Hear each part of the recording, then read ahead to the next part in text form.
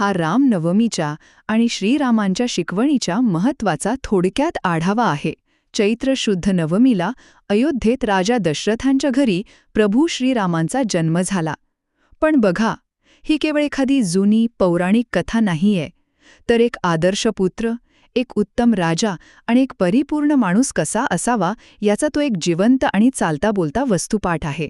पहिली महत्त्वाची गोष्ट म्हणजे श्रीरामांचे आदर्श आणि त्यांचा संघर्ष. त्यांनी आपल्याला नेहमी धर्मासाठी लढण्याची आणि सत्यासाठी ठाम उभं राहण्याची शिकवण दिली. आता विचार करा, तो कठीण वनवास असो किंवा रावणाशी झालेलं ते महाभयंकर युद्ध, त्यांनी प्रत्येक क्षणी आपला संयम, धैर्य आणि मर्यादा जपली. आपण बऱ्याचदा कठीण काळात लगेच हार मानतो, होय ना? पण श्रीरामांचा वनवास आपल्याला शिकवतो की संकटातही आपलं कर्तव्य कधीच सोडायचं नाही.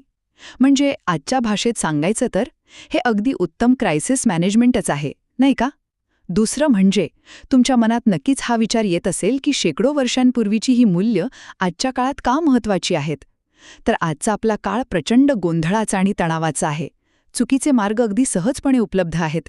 अशा या वेळी श्रीरामांची हीच शिकवण आपल्याला एक योग्य दिशा दाखवते.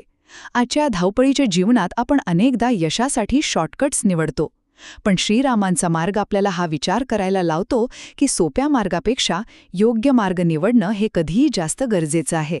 आणि शेवटी म्हणूनच रामनवमी हा दिवस म्हणजे फक्त कॅलेंडरवरची एखादी सुट्टी नाहीये. हा खऱ्या अर्थाने श्रद्धा, भक्ती आणि आपल्या संस्कारांचा उत्सव आहे. या दिवशी मंदिरांमध्ये होणारी भजने, कीर्तन आणि रामायणाचे पाठ आपल्याला पुन्हा एकदा आपल्या मूळ संस्कृतीशी घट्ट जोडतात. थोडक्यात सांगायचं तर रामनवमी हा फक्त एक सण नसून श्रीरामांसारखं सत्य, प्रेम आणि कर्तव्याने भरलेलं जीवन जगण्याचा एक नवा संकल्प करण्याचा